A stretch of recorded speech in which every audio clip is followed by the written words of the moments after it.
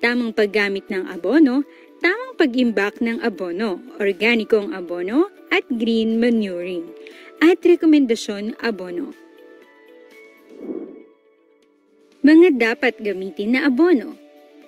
Ang pagsusuri sa nilalamang sustansya ng lupa ay nakakatulong sa pagtiyak sa klase at dami ng abonong dapat gamitin para sa ating mga pananim. Ang Bureau of Soils and Water Management ay may laboratorio na matatagpuan sa iba't ibang rehiyon sa bansa. Maaari tayong lumapit para sa pagsusuri sa sitwasyon ng ating lupang sakahan. Mahahalagang sustansya ng taglay ng abono para sa halaman. Ang nitroheno, posporo, at potassium ang mga pangunahing sangkap ng abono. Nitroheno. Ang nitroheno o nitrogen ay nagbibigay ng berdeng kulay at nagpapabilis sa paglaki ng halaman. Isinaayos din ito ang pisikal at pisyolohikal na bahagi ng halaman at ang proteinang taglay ng mga butil. Posporo. Ang posporo o phosphorus at potassium ay tumutulong sa pagpapalago ng mga ugat upang manatiling matatag ang halaman sa pagkatuyot, pinapadali ang maagang pamumulaklak at paghinog ng bunga, at nagpapatibay sa halaman laban sa sakit. Potassium. Ang potassium ay nagbibigay ng kakayahan sa halaman sa produksyon ng asukal at gawgaw para sa mas marami at mabigat na bunga, tumutulong sa pagbibigay ng berdeng kulay sa halaman at iba't ibang kulay sa bulaklak at prutas. Pinalalakas at pinatitibay rin ito ang sanga at puno ng halaman. Pag-iimbak ng abono. Itago ang abono sa lugar na hindi nauulanan o nababasa. Huwag hayaang dumikit sa semento ang sako ng abono o sa maruming sahig. Upang iwasan ito, gumamit ng patungang yari sa kahoy. Huwag itabi ang abono sa pestisidyo, gasolina, langis, wax, asupre o anumang bagay na maaaring maging sanhi ng sunog. Paano makakasigurado na kalidad ang mabibiling abono? Ang publiko ay dapat bumili lamang ng fertilizer na rehistrado ng Fertilizer and Pesticide Authority o FPA mula sa mga FPA licensed dealers at distributors. Upang matiyak na hindi peke ang mabibiling abono, dapat sundin ang mga sumusunod. Una, suriing mabuti ang sako ng abono kung may nakalagay na FPA registration number at tignan sa FPA website ang nakasulat na registration number. Ang pagkakasunod ng registration number ay ang sumusunod. Una, ay ang registration number code at sinusundan ito ng product category number, origin o pinanggalingan ng produkto kung ito ba ay local or international. Letra ng uri ng registration kung ito ba ay full or provisional. At ang panghuling 4 na numero ay ang bilang ng produktong nakarehistro sa kaparehong produkto. Pangalawa, suriin kung ang sako ay may nakalagay ng mga sumusunod na impormasyon. Directions for use, storage and disposal, warning and precautions, guarantee analysis, product description, manufacturer at manufacturing date. Panahon at paraan ng paggamit ng abono. Ang panahon at paraan ng paggamit sa abono ay nakabatay sa sistema ng pagsasaka. Ang dami at panahon ng paggamit ng sustansya ng halaman ay naaayon sa klase ng lupa at lagay ng panahon. Iwasan ang paglagay ng abono kung masama ang panahon. Ingatan ang paggamit ng abono lalo na kung maapektuhan ang tubig. Ang kagamitan sa pag-aabono ay dapat nagtataglay ng pantay na pamamahagi. Mahalaga na maingatan itong piliin, ayusin at pangalagaan. Ang gabay na ito ay hatid sa inyo ng Fertilizer and Pesticide Authority. Para sa karagdagang impormasyon, bumisita lamang sa FPA website. fpa.da.gov.ph o mag-email sa info.dafpa@gmail.com.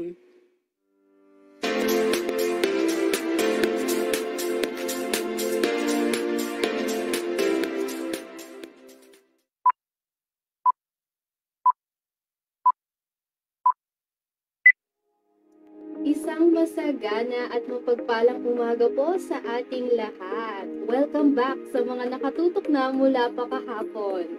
Kung kayo naman po ay ngayon pa lamang manonood, welcome po sa FPA Webinar Series Season 4, kung saan pag-uusapan po natin ang mga frontline services ng Fertilizer and Pesticide Authority. Ako po, si Ella Santiago, ang Information Officer 1 ng FPA at ang host for this season. So, bago po tayo dumako sa talakayan, atin po munang kamustahin ang ating mga Zoom participants. Good morning po, kamusta po kayo ngayong umaga? Siyempre, hindi po natin kakalimutan ng ating mga Facebook Live viewers. Good morning po. We hope po na masarap ang agahan po for today. Ayan. So, mukhang handa na po ang lahat. So, kahapon po, ating pinag-usapan po ang FPA mandates and functions, pati na rin ang license to operate ng Pesticide Regulations Division. Ngayon naman po ay dadako tayo sa product registration ng Fertilizer Regulations Division. Para po malaman natin ang proseso ng product registration, meron po kami inihandang video para sa inyo. So, kung may mga tanong po kayo habang nanonood, huwag po kayong mag-atubiling i-chat po siya sa ating chat box at mag-comment po sa ating comment section. So, huwag na po natin patagalin. Let's watch this video.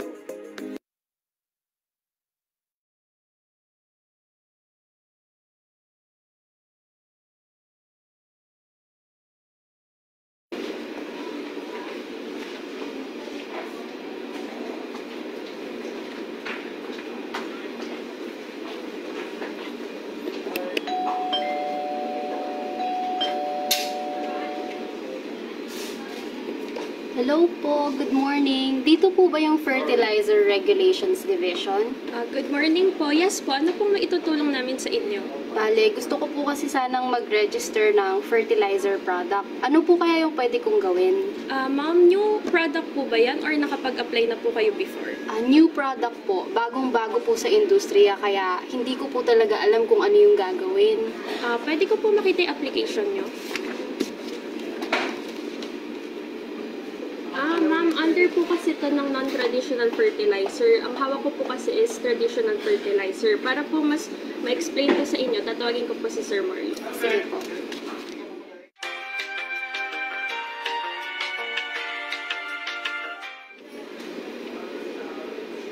Hi, good morning po. Good morning, sir. Yes, ma'am. Bale, magre-register po sana ng fertilizer product. Ito na po yung folder, Opo. yung ano nila. O nga po, sabi nga ni Ma'am Lay, sige po. Kailangan ko pa atang explain to Ma'am farther para po mas lalo nilang maintindihan. Ano lang, ma'am? Pasok po kayo. Ay, okay lang pong pumasok kami. Okay lang, ma'am. Para po, mahaba po kasi itong, kailangan i-explain. Sige po.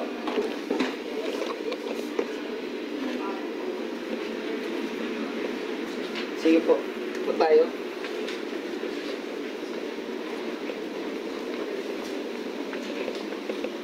Before po pala tayo pumasok, ito po pala si Sir Mike.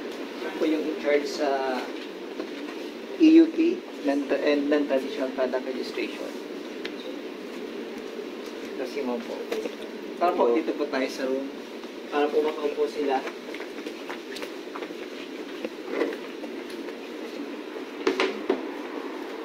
Makaupo po kayo.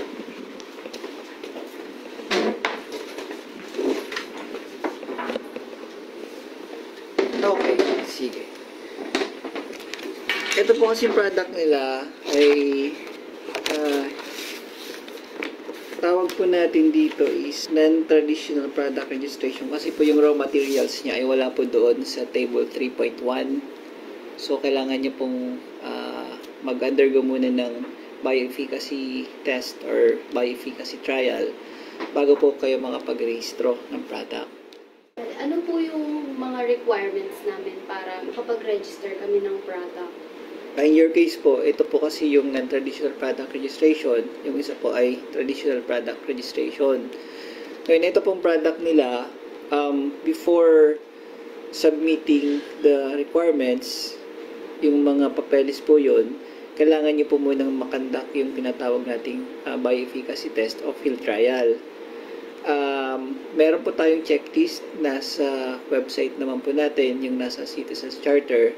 Naka-enumerate po doon yung application form, yung pag imported po kasi kailangan ng certificate of analysis from the manufacturer, yung MSDS or Material Safety Data Sheet, yung label, yung terminal report or yung bioefficacy data, at saka po yung payment. Ngayon ma'am, yung bioefficacy data, magagawa niyo po yun pag nakatapos na po kayo ng field trial. So, may isa pa po kayong step na kailangan gawin. Ang tawag po natin doon ay yung experimental use permit or yung EUP. Bale, ano po ang experimental use permit? Ang EUP po, yun po yung permit para po makapag-conduct kayo ng field experiment. Do you need further info, ma'am? Okay. Tawagin ko po si Sir Mike para po mas ma-explain niyo ng gusto. Ano po yung purpose? Ano yung gagawin para ma-apply po natin yung permit na yun? Sige. 5 minutes lang po.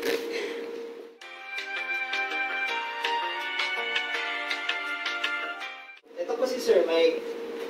Yeah, siya po yung agriculturist 1. Siya po yung nag-handle ng mga experimental use permit application. Ang experimental use permit po ay ito po yung paunang hakbang po natin para po makapag-conduct po tayo ng bioefficacy field trial. Then, ang kailangan po ng experimental use permit ay yun po ang ating trial protocol at saka yung location map po para ma-locate po siya ng ating mga regional field unit in the conduct po nung test.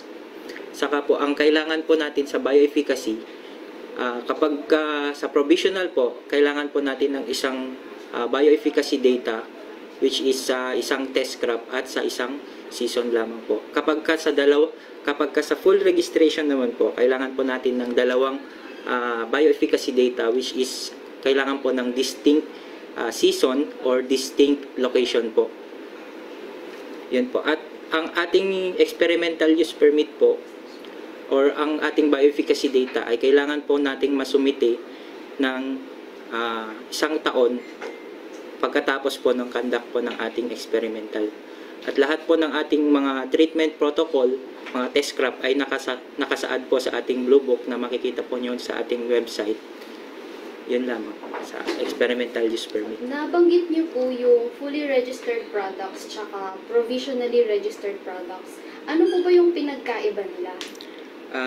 Para po sa provisional at fully registered product, i-explain po ulit sa inyo ni Sir Marlo para po ma-explain po ng maayos. Sige po. Tawagin po lang po ulit si Sir Marlo. Sir Mike. Hello. Hi, ma'am. Sige po. Yung tanong po ninyo ay tungkol sa pagkakaiba ng provisional registration at saka full product registration. Una niyo pong pagkakaiba, ma'am, yung validity ng certificate na binibigay natin. Yung provisional registration, valid po siya for 1 year. Ngayon, renewable po siya for succeeding year at saka maximum lang ng 2 renewal. So, ibig sabihin, si client, kayo po, kapag nakapag-register po kayo ng provisional registration, meron po kayong valid 1 year, for example, ngayong taon, mag-expire siya next year, first renewal, then mag-expire siya the following year, second renewal. Yun na po yung maximum renewal ng inyong provisional registration. Bakit po? Kasi, kailangan nyo po siyang gawa na ng paraan para makapag-conduct pa ng another field trial para maging full registration siya. Okay, pangalawa pong pagkakaiba niya sa full registration, yung provisional registration, isang bioefficacy test lang po yung kailangan. Bakit po? Kasi may mga innovation po sa galing sa ibang bansa or dito po sa Pilipinas na si client or si company, probably ang kanyang reason bakit isang bioefficacy trial lang yung gagawin niya ay due to money constraint, kulang po sa funds, or dahil yung ibang resources ay hindi pa po available. So, yun po, kaya meron tayong pinapayagang provisional registration. So, by doing that, kahit 1 year pa lang yung validity niyan, ang ating farming, ang Filipino farmers, mayroon na silang access sa innovation pagdating sa fertilizer or plant growth regulators or kung anumang product na makakatulong po sa farming. Ngayon, yung full registration, kagaya ng nasabi ko po kanina, ang validity po noon ay 3 years. So, yung requirement po noon na isa ring may pagkakaiba sa provisional registration ay yung bioefficacy test. Ang full registration po, kailangan 2 agad na bioefficacy test ang mai-submit or bioefficacy test data. Ibig sabihin, kung ang provisional registration po ay magkakanda ka lang ng isang field trial this year, si full registration, pwede mo na siyang gawin yung 2 field trial this year. So, yun po yung pinagkaiba niya sa mga requirements. The rest po, halos pareho lang yan. Yung label, tapos yung payment, medyo konting difference lang. So, yung payment, I think, hindi siya gaano issue. Bakit po ba importante ang product registration? Okay. Ang product registration po, napakahalaga niyan. Kasi, ang mandate po ng FPA ay matulungan ang lahat ng mga magsasaka na ang bibili nilang abono or kung anumang input sa farm ay dumaan sa masusing evaluation. Kailangan po di kalidad. Pangalawa, kailangan po wala yung contaminants kagaya ng heavy metals at coliform. So lahat po yan, yung mga registered products natin, meron po yung binibigay na tinatawag nating confirmatory test. Ano po yun? Ang confirmatory test po, yun po yung laboratory test natin. Doon po makikita yung percentage o yung concentration ng nutrient na declared po doon sa isang product. Pangalawa, makikita din po ng chemist natin dito sa registration section kung gaano kataas yung nilalaman na heavy metals ng product. Pangatlo, makikita rin po kung gaano kataas yung coliform. So, lahat po yun may kinalaman sa tinatawag nating food safety, tsaka environmental impact. Kasi po, una, yung coliform, yun po ay pag accumulate o naipon sa ating lupa, maaari pong mapunta siya sa prutas, dun sa halaman, kakainin din po natin yun. Yun po ay magsasani ng sakit. Pangalawa po, yung heavy metals na tinatawag natin, sa haba po ng panahon, kung yun din po ay maipon sa ating tubig or sa lupa, ay maaari din pong mag-cause ng sakit kagaya ng cancer. So, yun po ang kahalagahan ng product registration kung bakit kailangan gumastos kayo po na gustong magnegosyo ng abono.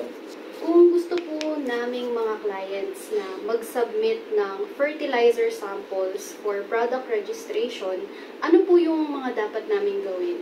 Ay, madali lang po yan, ma'am. Number 1, kailangan nyo pong malaman yung tinatawag nating guaranteed analysis. Yun po yung pinakalaman ng inyong product. Halimbawa, kung ang product A nyo po, ang laman niya po ay nitrogen at potassium, yun po ang kailangan nyong ipatest. Yung application form po niyan or request for analysis, nandun din po sa website. So, madali na po siya. Download lang po yun. I-tick lang po doon. Ilagay yung, kunwari, nitrogen, check nyo lang. Phosphorus, check nyo lang. Kung meron po siyang amino acid, check nyo lang po yun. Tapos, kailangan lang pong makipag-coordinate sa ating chemist para po ma-assist sila kung saang laboratory siya i-test. Ang laboratory test po, primarily, dito po siya sa FPA. Ngayon, kung hindi po available yung equipment dito o yung services, i-endorse po yung inyong request sa recognized laboratory. Gusto nyo pong tawagin ko yung in charge para po ma-explain niya pa kung meron pa po kayong ibang katanungan. Sige. Okay. So, pagka po naka-work from home or absent yung ating in charge, meron po tayong alternate. So, andito po si Ma'am Rhea para po ma-explain yung ibang katanungan sa laboratory testing. Ma'am, Sino magtatanong? si Ma'am. Hello. Hello po. Bale, ano po kasi, pag magsasubmit po ng fertilizer samples for product registration, pwede niyo po bang i-walk through kami sa proseso sa kung paano po namin siya gagawin? Pag halimbawa yung sample nyo ay imported, depende din yun kasi may evaluation pa yun kung dadaan pa siya sa bioefficacy or not.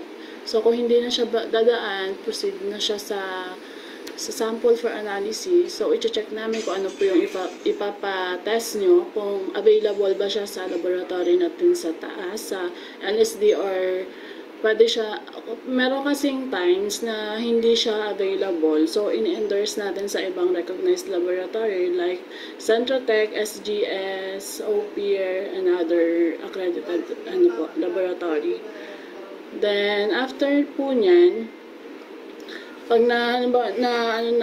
halimbawa hindi siya available sa ating laboratory, nagbibigay po tayo ng endorsement para sa recognized laboratory. Then, magpagbigay nila ng sample, submit ng sample, tapos yung request for analysis ng recognized laboratory, then the payment po ay i-direct na po nila doon sa recognized, hindi na po siya dadaan sa atin. Tapos yung sample, tayo po yung magsasubmit sa laboratory or di kaya pinipick up po ng recognized laboratory. Usually, mga ilang araw po yung proseso, yung testing na yun? Depende po ma'am. Yung sa Centrotech ay 15 working days. Sa SGS naman po ay 10 working days. Then sa iba ay medyo hindi ako familiar. Paano po yung laboratory dito sa FPA? Sa FPA naman po, pag nagsabit po sila ng sample, bibigyan lang po sila ng request for analysis, na-fill upan po nila. Tapos after po nun, magbabayad na sila sa cashier. Then si chemist naman po, dadalhin niya po sa laboratory for analysis. 20 working days naman po yung kanilang processing time. Sige po. Paano naman po yung sa TPA? Ano po ang TPA? Third party authorization naman po, ito po yung ang product na to ay registered na siya as traditional or di kaya non-trad. Then, i-market lang siya yung CTPA, siya yung magdi-distribute as distributor ng product na yun. So, yung gagawin niya, i-register niya as TPA para ma-distribute niya worldwide. So, ano pa po yung mga ibang certificates na ini-issue ni FRD? Kay Sir Marlo na lang po siguro yung sa mga other pa po.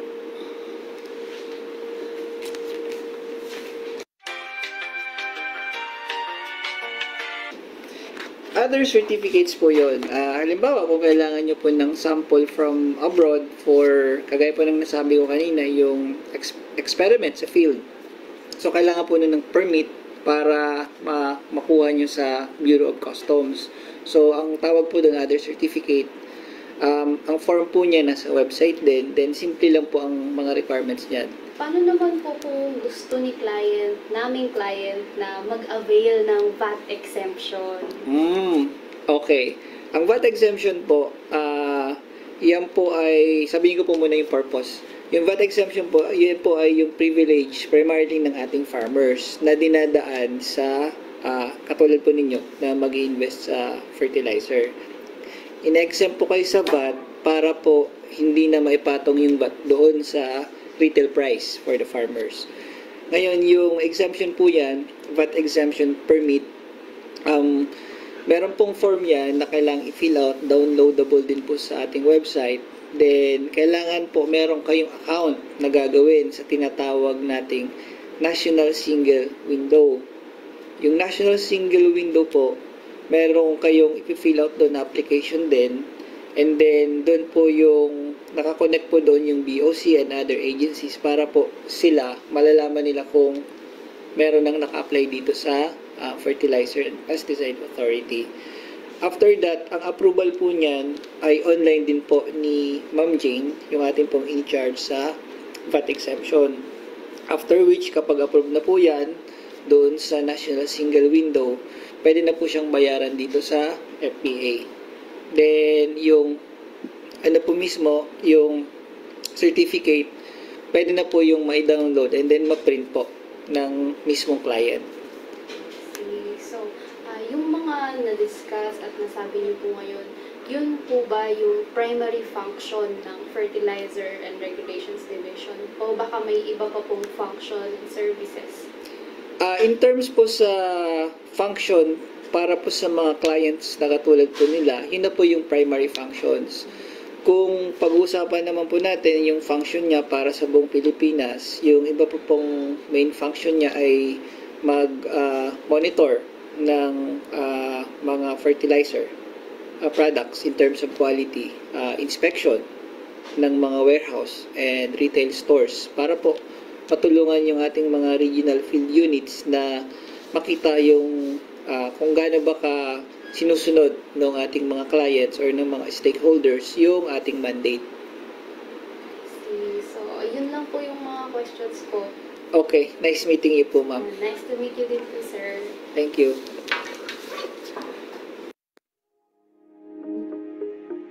So, we hope po na hindi po kayo nakatulog sa panonood sa video na yon. And we hope po na naintindihan niyo po product registration process ng Fertilizer Regulations Division. So, upang mas maintindihan po natin ang topic for today, sasamahan po tayo ng Senior Agriculturist ng Fertilizer Regulations Division. Let's all welcome Sir Marlo B. Deblois. Hi sir, welcome po to the program. Kamusta po kayo ngayong araw? Morning, ma'am. Doing good. Okay po. So may gusto po ba kayong batiin? Baka po may mga kamag-anak po kayong nanonood ngayon. Good morning po sa lahat ng nanonood ngayon ng live. Sana po may matutunan kayo ngayong araw na to. Sobrang informative po nung video na pinanood natin about sa product registration. Na-explain po ng mabuti yung process na dapat gawin ng clients. Lalo po kung first time po nilang mag-register ng fertilizer product. Pero syempre po, Sir Marlo, kaakibat po ng mga proseso na yun, may mga forms po silang dapat nasagutan. Pwede niyo po bang ipakita sa amin kung paano po sagutan yung mga forms? Okay. Thank you for the opportunity, ma'am, para mas ma-assist natin yung mga clients natin. So, pupunta lang po tayo sa website. So, type lang po natin fpa.da.gov. So, click natin yan. Ito po yung website ng FPA. Dito rin po makikita nyo dito yung mga announcement ng may yung mga ganito po, public advisory. May mga fertilizers na makikita nyo sa field na hindi naman registered. So, yung iba po, nag-a-announce kami dito. Okay. So, para po makapag-umpisa tayo sa product registration or any transaction sa FPA, kailangan lang po natin tingnan dito sa information resources yung forms. So, ito po, downloadable forms. Click lang po natin ito. So, kunwari, kagaya ng nabanggit po kanina sa video, before po tayo mag-product registration, kailangan po ng sample or confirmatory analysis. So, dito po, hanapin lang natin dito yung request for analysis. So, request for analysis, Ito po siya. Ito po. Wait lang. Ito, kunwari, ito po. Request for sample endorsement. Da-download nyo lang po ito, then fill out po ito click nyo lang po itong download. Save nyo lang po sa inyong computer para ma-fill out. And then, yung isa po, yung request for analysis, it's another form para po dun sa confirmatory analysis. And then, once po na fill out nyo yun, isasubmit nyo po siya sa email address na ibibigay po namin mamaya. So, after which, kapag pasado na po yung ating confirmatory analysis na evaluate na siya ng ating chemist na pasado, pwede na po kayo mag-proceed sa application for product registration. For example, ito po, application for imported fertilizer product registration. So, click po natin ito. Ito po yung form. Kailangan po natin i-click tong arrow na pababa. Ito po yung download. So, save lang po natin. Save. Then, buksan po natin siya. Ito po ay editable form. So, pag-click po natin yan, umpisan po natin sa pinakataas. Kailangan pong makikita nyo dito, revision, yung upper right, form number, then revision number 5. So, start po tayo sa contact person. Kunwari ako po yan. Marlo de Blois. Kailangan po ma-fill out natin lahat. Kunwari, representative po ang designation natin sa company. Fill out po natin lahat kasi mahalaga po ito. Kunwari, kailangan makontak kayo kung may mga kulang na information. Meron kaming hawak na data or details. 6158. Then, email address. Example, my email address ay mardeblois.fpa@gmail.com. Then, click po natin kung halimbawa, new ba yan or renewal ba yan.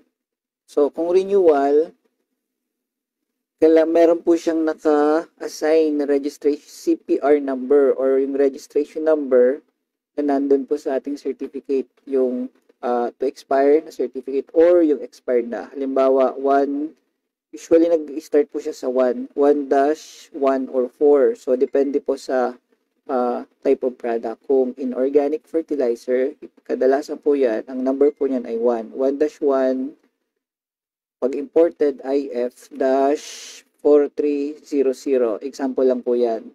And then, makikita nyo doon yung expiry date. Fill out lang po natin.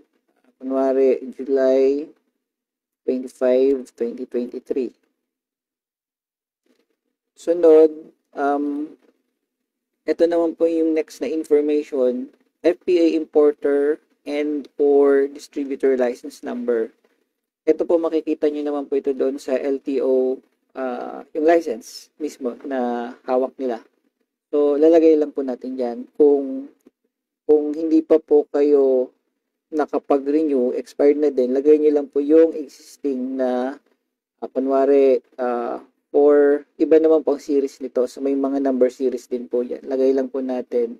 And kunwari, expired na din, November 2, expired nung November 2, 2023. So, by doing this, makikita po namin na kayo ay previously nagbebenta na or undergoing ng selling ng fertilizers. And then, yung past test result, evaluation summary number, makikita nyo po ito sa, kunwari, ang nakalagay doon, 2023-01-1B. Yan po yung number na ang mag-a-assign po niyan is yung ating FRD chemist. Ang tawag po natin dito, yung acronym is TRES o yung Test Result Evaluation Summary. Ito po yung document na magsasabi kung yung laboratory test result na nakandak po ng recognized laboratory ay pasado o hindi. Then, yung date of test result, kunwari, July 4, 2023. So, fill out lang po natin ng ganyan. Okay, dito na po tayo sa item number 1, product information. Letter A, brand name or trade name. So, yan po yung, kunwari, ang brand name ay Malakas. inorganic fertilizer. So, ilalagay po natin dyan. Tandaan po natin na itong pinifill out po ay for renewal. So, ito na po yung inyong brand name na registered na dati. So, kung ano po yung nasa certificate, ilagay nyo lang po dito. Yung category, ibig pong sabihin nito, ito yung nasa blue book natin sa regulatory policy kung anong type of product. For example, inorganic fertilizer ba siya?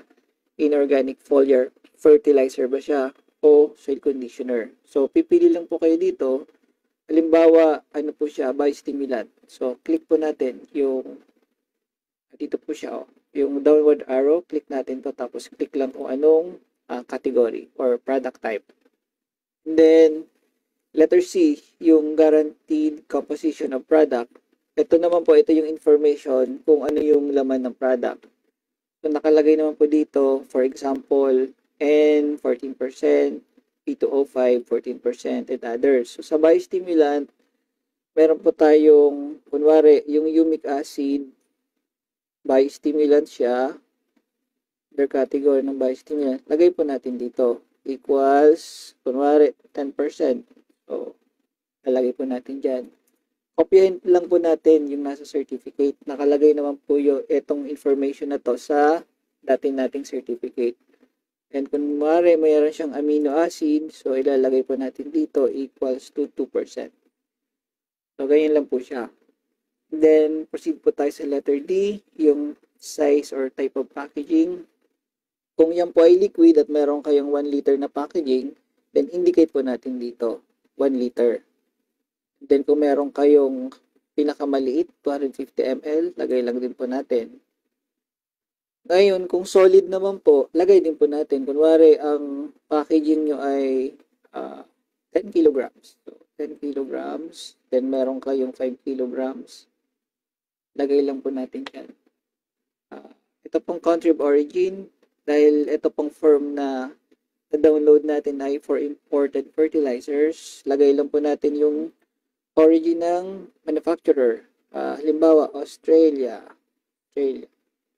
Tapos yung name, etc. So, lahat pong nandito, makikita nyo po siya sa Certificate of Product Registration na na-issue.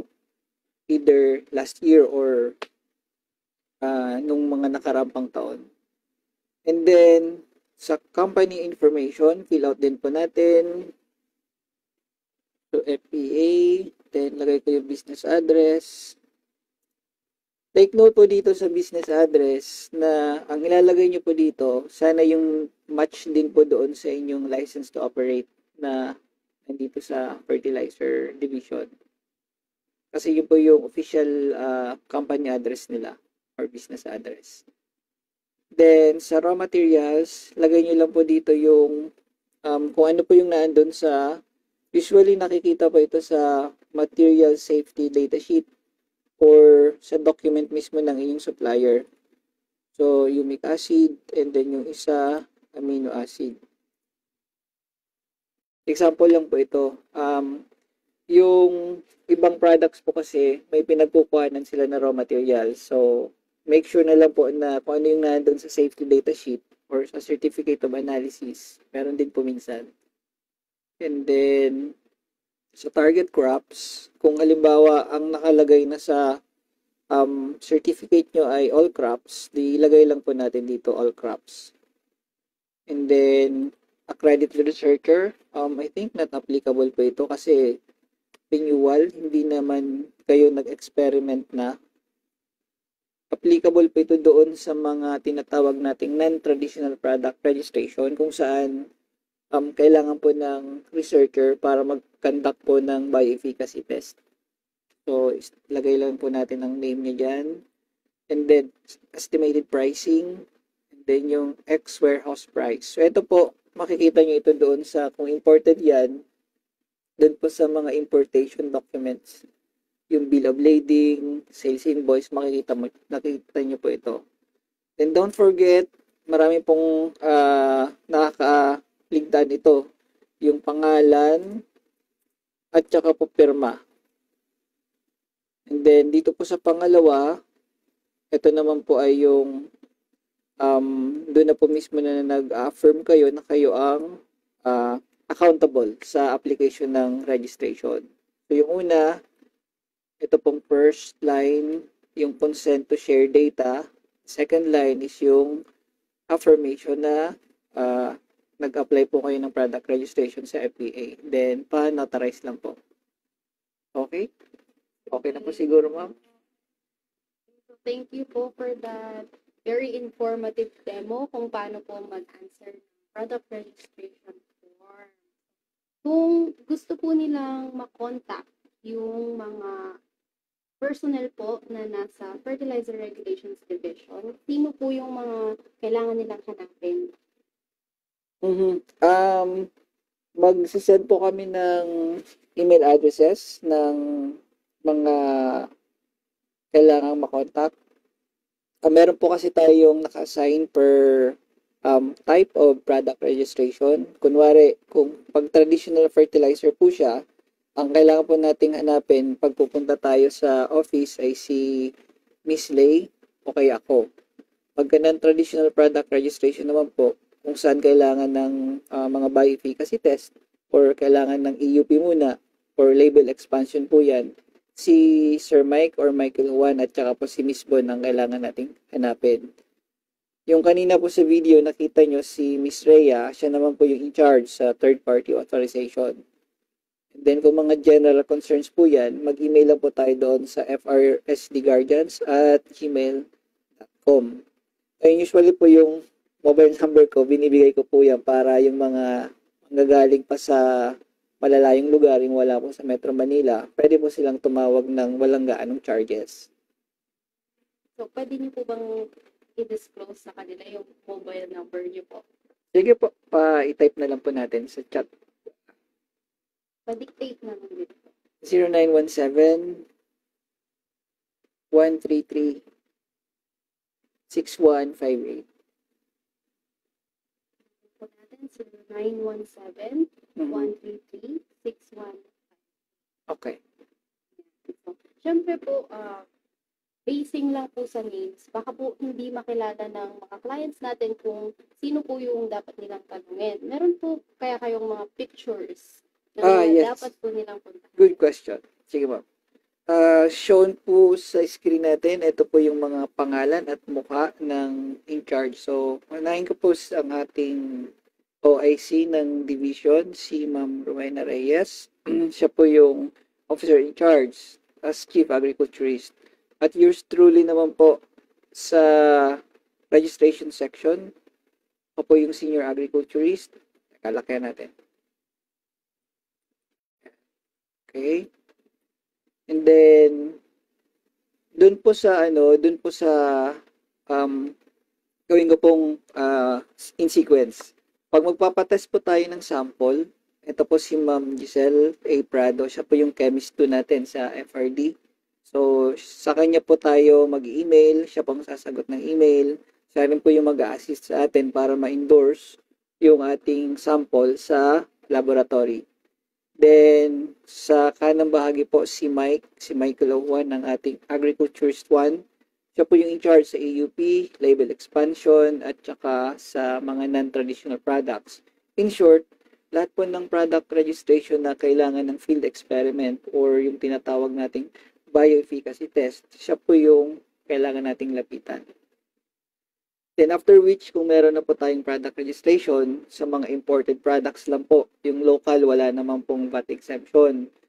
So, yung tinatawag po kasi nating VAT exemption, yan po ay privilege para sa ating mga farmers para hindi na mapunta sa kanila yung burden ng yung cost ng VAT. Kaya po yung lahat ng stakeholders, nag-a-apply po sila ng VAT exemption certificate. Si Ma'am Jane Apostol naman po ang in charge dyan, ang ating agriculturist 2. So, lahat po ng VAT exemption related concerns, dito naman po tayo kay Ma'am Jane tayo, kailangan makipag-usap. Now, meron po tayong 4 na lahat pala sila girls na nag-assist po sa atin. So, si Miss Jocelyn, Miss Josie, nag-assist din po siya minsan sa mga letters at sa traditional product registration. Now, ang kadalasan po sa mga renewal at yung mga tinatawag nating 6 major grades sa traditional product registration, ito po si Ma'am Lera. Miss Lera ang kadalasang humaharap. Then, sa non-traditional product registration, si Miss Bon naman po yung kadalasang humaharap. Like for example, AUP and label expansion.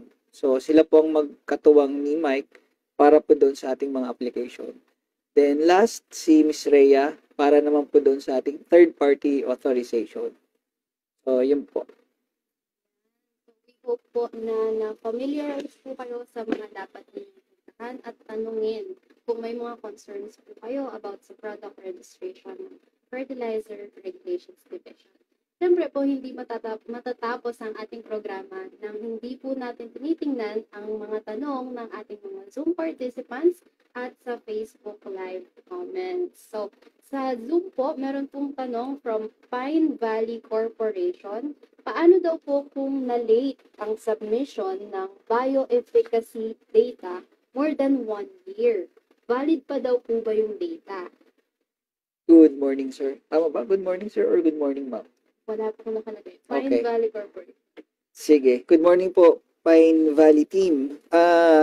Yung tanong po nila, hindi po siya kadalasang nangyayari. Although may mga instances po na ganyan, ang bioefficacy data po natin, magiging valid siya provided na, kung based po sa ano niya, sa tanong niya, provided na meron po tayong ginawang effort before umabot ng 1 year yung ganong situation. Kasi after po natin after makandak ng researcher yung ating bioefficacy trial, kinakailangan po magawan niya yun ng terminal report. So kung may mabigat pong reason kung bakit hindi niya magagawa, halimbawa nagkaroon siya ng sakit, nagkaroon ng problemang mabigat sa family, kung saan yun po ay naging sanhi para hindi siya makagawa ng terminal report, maaari pong payagan tayo ng agency na gamitin pa rin yung bioefficacy data.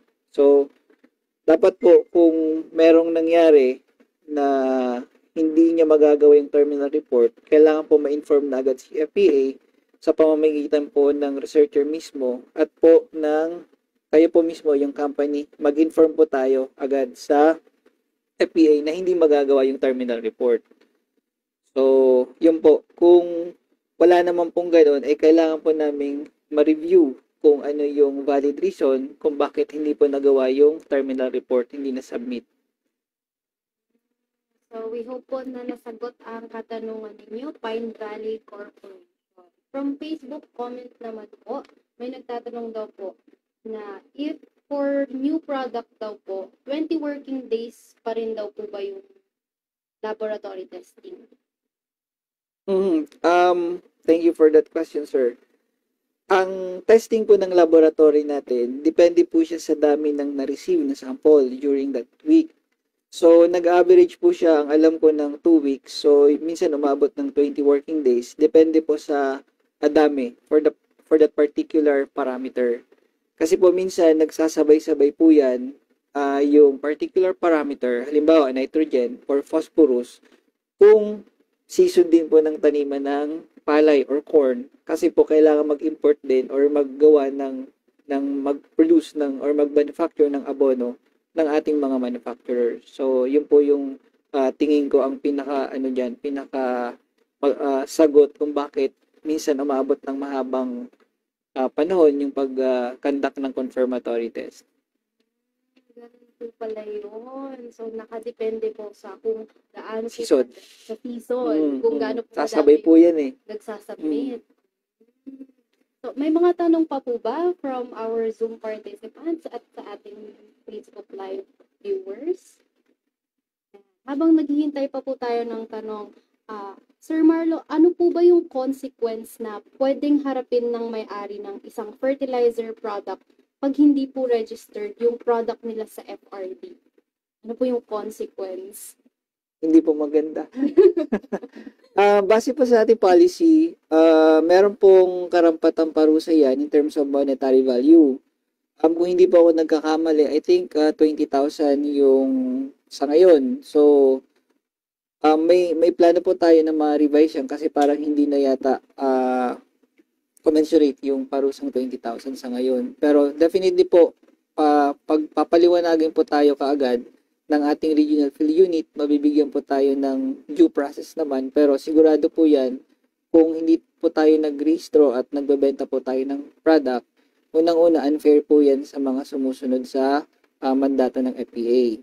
Pangalawa, yun nga po, yung may consequences po siya na hindi maganda. Para naman po sa mga farmers po natin, paano po nila malalaman na yung product na binibili nila ay registered sa FPA? Una po, kung tayo naman po ay meron ng access sa website or kadalasan na po ngayon ma'am, nag-Facebook at nag-internet. So, kagaya po ng pinakita ko kanina, i-navigate lang po natin doon sa website yung information resources. Nandun po yung registered products, registered fertilizers. Click lang po natin yun and then download. Nandun po lahat ng pangalan ng produkto, pangalan ng company, yung registration number, at saka po yung expiry date. So, dun pa lang po makikita na natin kung gusto nating ma-check yung binili nating product ay rehistrado sa FPA. May isa pa pong paraan. Kung tayo naman po ay walang access sa internet or hindi tayo gaanong bihasa, pwede po tayong lumapit sa regional field unit para po ma-check. So, hindi lang po pala central office ang pwede nilang lapitan. Yep. Pwede rin po silang magtanong sa Magpasi. regional field Yes. unit. Okay po. So, syempre po kapag nagre-register po sila ng mga products nila, kailangan po na accurate yung information na nilalagay nila. Katulad po ng pinakita ninyo kanina sa may product registration form, nilalagay po doon yung parang information po ng product Yes, nila. tama po. Bakit po ba importante yung transparency kapag nag-undergo po ng fertilizer product registration? Kasi po, una, kailangan po natin maging fair sa farmers. Kailangan po yung nilalagay natin doon, yun yung tamang information natin. Pangalawa po kasi, yung traceability ng product. Kasi nga po, ang mandate ng FPA is to assure yung public ng safe and quality yung binibenta natin sa farmer. Kasi in the end, tayo din po ay apektado kasi tayo po ang kakain ng fruits or ng aanihing palay ng ating mga farmers. Tama po yun. So, for our last question for this episode po, paano po nakikipag-communicate ang FRD sa mga clients in terms po of changes or updates po related sa fertilizer product registration and renewal? Una po, nagbibigay tayo ng communication sa mga regional field unit para po ma-update din nila yung mga kadalasang pinupunta nilang mga tindahan or yung ibang mga area distributor. And then, meron po tayong website at saka Facebook page kung saan dun po nag-a-announce din po tayo. Sa website po, automatic po yan pagka merong changes sa registration, meron po tayong inilalabas na memorandum circular kung saan nakasaad po doon yung mga changes at saka kung ano yung maaring transition period kung sakali man. So, pwede rin po ba silang mag-abang sa Facebook page ng Fertilizer and Pesticide Authority regarding po sa mga announcements ng Opo, ma'am. FRD?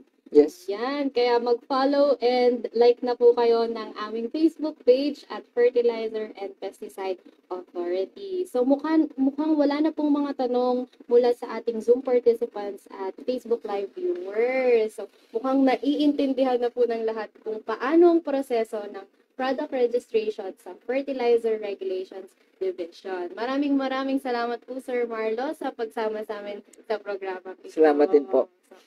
Kamusta naman po ang experience? Okay naman po kayo? Maganda po opportunity ko to para magkaroon kami ng idea din kung ano pa yung mga kailangan nating bigyang linaw sa ating services. So, para po sa ating mga Facebook Live viewers at Zoom participants, maa-access nyo po ang post-evaluation form sa ating chat box at sa ating comment section. Please lang po, sagutan niyo Okay. na po siya agad dahil may time limit po ang pagtanggap ng responses. Sasagutan niyo na po siya ngayon. Yan. So we hope po na marami po kayong natutunan at napulot na kaalaman sa ikatlong episode ng ating webinar series. Abangan niyo po ulit kami mamayang 2:00 ng tanghali para sa ika-4 na episode kung saan pag-uusapan naman po natin ang product registration ng Pesticide Regulations Division. So magkita-kita ulit po tayo mamayang tanghali dito lamang sa FPA Webinar Series Season 4.